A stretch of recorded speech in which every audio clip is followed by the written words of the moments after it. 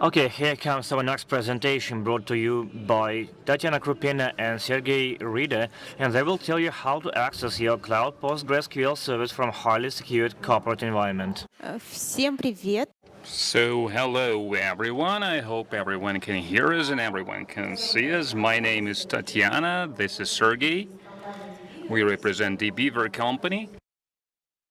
And we are going to tell you how can we access your remote cloud Postgres server if you live in a corporate network that is closed. It might seem that the security and the Beaver doesn't really go together. Probably you know that the Beaver is an interface to work with the databases, and there is no real backend relation. But we have faced this problem some time ago.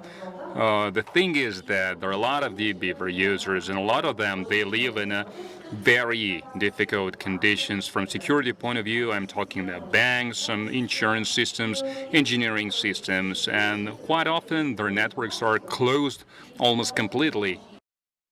And to help them out so that they could work with the bases, because it's really hard to work with the base, it's hard to show the interface or the database. So we had to deal with all of it, to work it out ourselves, and we're ready now to share it with you so that you could do it yourself or you could use Beaver as a client.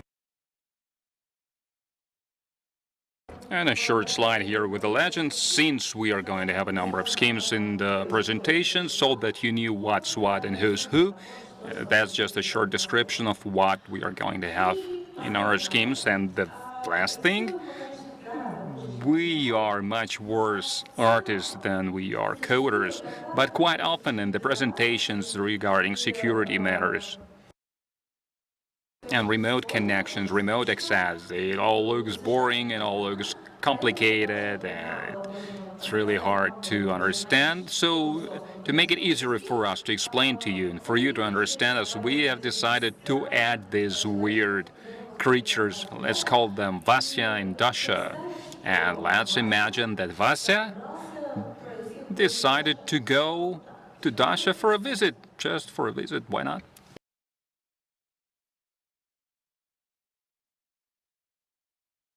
So, okay, I will be responsible for the technical part. So we are going to go from the simplest cases to more difficult ones. Almost the most simple one, the direct access when you have a Postgres server and there is no firewalls between us and you can just connect to it. It might seem a simple case because so you don't need to tune anything, but by default, as a lot of us know, Postgres server will only listen to the local host and only get connection from local host. So if you want to connect to remote workstation, then you will need to edit the configuration in the relevant files and restart the Postgres server. After that, you could connect to that. If you don't have access to these files or by some reason administrator doesn't want to do it, you will have to use some other system. For example, use a tunnel that we're going to talk about later. So it was a trivial case. Let's move on. Well, of course, it's much more difficult in real life. And if we imagine that someone doesn't want our Vasya to go to our beautiful Dasha for a visit, the easiest way to stop him is to lock Vasya up and not to let him go anywhere. But quite often, even in this case, when Vasya is behind the fence, he's got the door that he could use to exit, because we are not animals after all. And the oldest of the known ways is to go to somewhere, some other part out of your local network, is to use a proxy. It's not used in the common life, but corporate networks use it a lot. Usually corporate networks is not allowing you to visit any other websites, any other hosts. No, they're not protected. But to do that, so people could use the proxy servers. Sometimes it's really hard to set those up, Sometimes they are not in public, they are not an open source, but usually you might just ask your system administrator where it's proxy and how could you connect to it. So if you want to use the command line to connect to Postgres SQL, for example, then you could install a client, TSOX, which is the most popular, and then to configure it for access through a certain proxy. It's just a primitive configuration, so login and password. And if you are using a client, then it's even easier. You just put there all the values, all the definitions that you need. Well, it's logical that quite often Atlas is the one who's locked up, but Dasha is locked up. And they lock her up in the way that there are no doors. If that's the case, there is a popular way to access her. What is that? If we dig a tunnel to get her. Yes, that's the next case. It doesn't matter if we have a firewall around our corporate network, but we definitely know that there is a firewall around the network that we want to connect to. These are all cloud networks. They are protected by firewall. So you can't really connect to PostgreSQL. The most standard, the most famous way are SSH tunnels. For that, you need to have an access to this workstation that has SSHD installed. Usually, if it's allowed in this particular network, that one way or another, you will be given this user password. So you can install the tunnel using the relevant command, and then PSQL, and then you can work with the Postgres. You just connect to the local host via a port that you used in the tunnel. Can we go back a little bit? One more. Sometimes you might have a question, why do we need a tunnel if we work with PSQL and we can go there via... Well, if you were only using PSQL, maybe you are not going to need tunnel a lot. But if you're using any other soft UI clients or some other clients of automatization of working with databases, managing databases, you might need it because it can't work with the console, the command lines. That's how the tunnel is configured, so it's one of the examples how to do it. And at the same time, parallelly, you can use the remote machine or a private key. A slightly more complex case when it is installed on some remote workstation at the same network. Maybe it's even more, it's something that happens more often, and from configuration point of view there is no actual difference apart from we have to also name the remote machine host there. And sometimes we need to make a number of jump services, jump from one network to another. Sometimes it happens, and in these cases it's not going to be trivial at all. Yes, if you want to rob a bank, and you will need the 5 jump servers to hide, and then to go into forest to hide from FBI agents, UI client is not going to help you there. Only command line, only console. But if you're using UI client, in case of jump servers, you just name jump server there, and that's it. Yes, sometimes it might seem that is all too complicated. Digging tunnels is something unbearable, and no one wants to do this. And you want something simple, something understandable, someone to make a portal so that you could enter the portal and get to Dasha. Sometimes it happens too. It is possible. That's not really the subject matter of this presentation, because VPN is not about Postgres, it's just about network connections. But we have to mention that because it is way simpler than any tunnels, any proxies, because you don't need to do anything. You just install VPN client, administrator gives you a key, and then you just work with it, and you have direct access to all the servers of the remote network. But the thing is that you don't really have it always available, and administrators don't really like to use it, because if you get access to it, then you have access to all the resources of the remote network, so it's not really secure. But if you have this solution, then it works better than SSH tunnels and proxies and so on and so forth.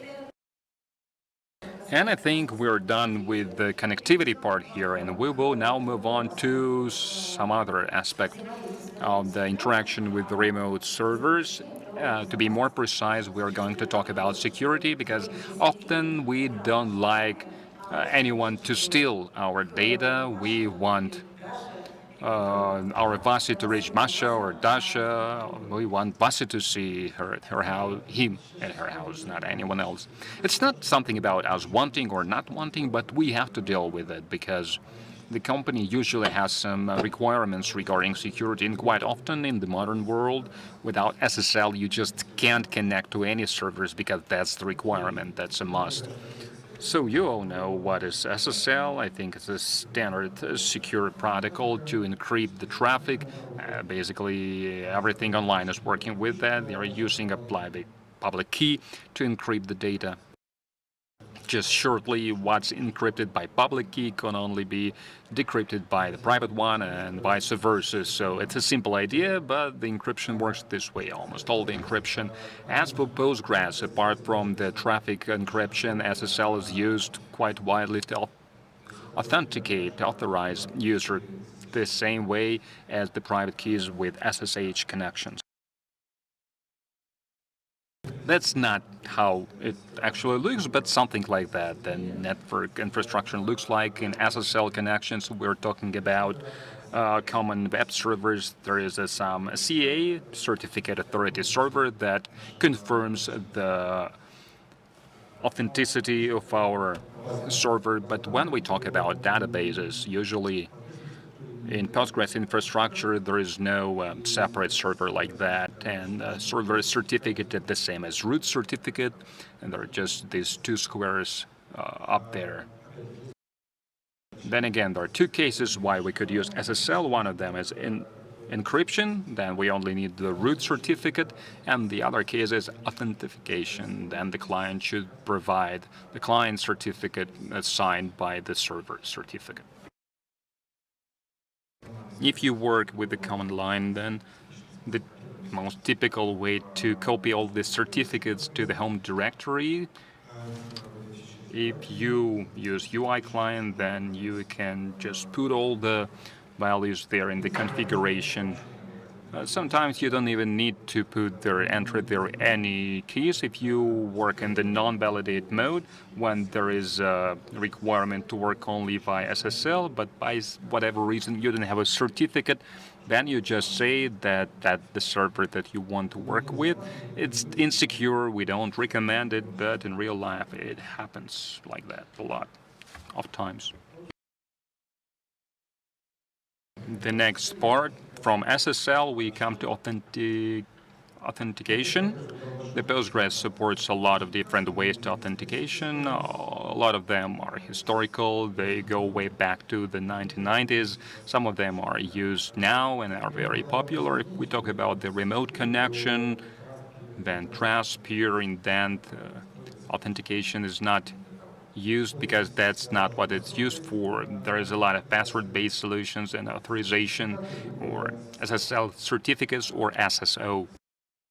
Single sign-on using third services of authentication and authorization. And we should note here that people who work with security, they are not very imaginative people because all the names must have two letters S, SSL, SSH, SSO, and even SSPI and SSIP. So if you see double S, that means that it's something relating to security. But if we go back to our great Vasya and Dasha, if we talk about authentication via SSO, so they seem a little bit paranoid because when Vasya goes to knock on Dasha's door, neither Vasya nor Dasha are sure that the person behind the door is what they want to see, and to be sure about it, they need a third remote expert that is going to prove that Vasya is Vasya and Dasha is Dasha. But SSO system is not only used to confirm the authenticity, but in our times it's a quite popular model of building security in a corporate network. So it's a decentralized system of managing users and giving rights, but also have the Kerberos and SSO system, and for example, the Microsoft server, and all these systems are based on Microsoft, that's the model that they're using.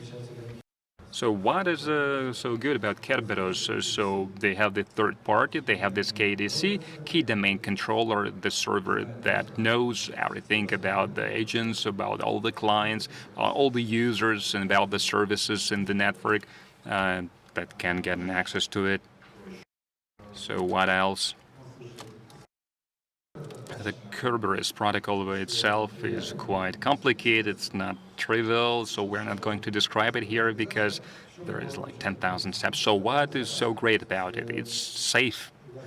A special thing about it that never user password will be sent to the network, not an open, not an encrypted way, which makes stealing the password impossible. And it's even more annoying. You don't even trust your software that is installed to your workstation because maybe the software wants to steal the password and send it somewhere. That's why they use this knead, ktop mechanism, generating an additional key that will be sent to some end software, for example, PSQL, or the client that will use this key to authorize at the remote server. Despite that this is really convenient for the corporate security, that's really a non-trivial solution to work with the client, and it's really challenging. How could you set it up and to connect?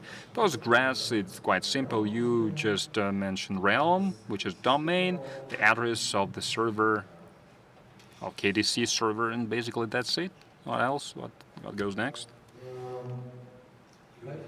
And UI clients. You don't need to put any files there because they generate all these files and they add all the necessary parameters in there. But that's not that primitive actually, because there's a lot of strange things, weird things. People don't understand what's KDC, what's realm, what's other parameters. But still, it's easier to work with this interface than with the command line. The fundamental notions are KDC servers, the main server, that authorizes the connection and that issues certificates and domain name, and of course the username as well. A password is not always there because it could be generated through these key tools. But life is always more complex than any schemes, and quite often we have not one, not two, not even three obstacles for our wonderful Vasa to get to Dasha, but there is everything working against them, and then someone in the middle who wants to steal our data. In the real life system, it looks something like that. It's the real system of one of our users, and people, when they look at this, they think, damn, we are not gonna do this, I don't want it. So do with your Postgres by yourself. I'm not going there, I'm not touching it. But our whole presentation of today's, our whole report is basically a set of the building blocks that you could use to build this chain. All you need is just to come to an administrator and to ask for a login and for a password from your SSH, a certificate, and so on and so forth. Then it's just done step by step. It's exactly the way it's being told. It was told in the presentation. It's really simple. Of course, only if you're not a bank robber. So that's all we had. If you have any questions, we're ready to answer those. Or we're always ready to answer those later. Thank you very much for your presentation. Let's give them a warm welcome. Does anyone have questions? Well, fine then, I will ask you a question. If you use not this full method, but one of the stages that you talked about, that what is used most in real life and how can you set it up? SSH tunnels are most widely used for hostings, all these simple solutions. They don't have any complicated system of security. There is just a firewall that people are passing using SSH tunnels. 80% of cases from my experience doing that. And this scheme, well, it only happens when you really work in some complicated organization like a bank, and Postgres is hosted somewhere in the cloud, that's far remote, and protected, safely protected, and you have also a SSO system, then we have to come up with these non-trivial solutions. Okay, we've got questions. I would like just to make it clear, did I get that right, that your system can be based on any solution of the encryption defense? So certificates could be used, could be embedded in these models. Our system, we are doing I2E, and we are not creating authorization system. We just use the standard Postgres solution. So you can use it for any system. Yes, by default, we use JDBC Postgres driver that can work with the standard SSL, with all the keys, but it's not really working well with some custom things. We need some additional libraries to work with those.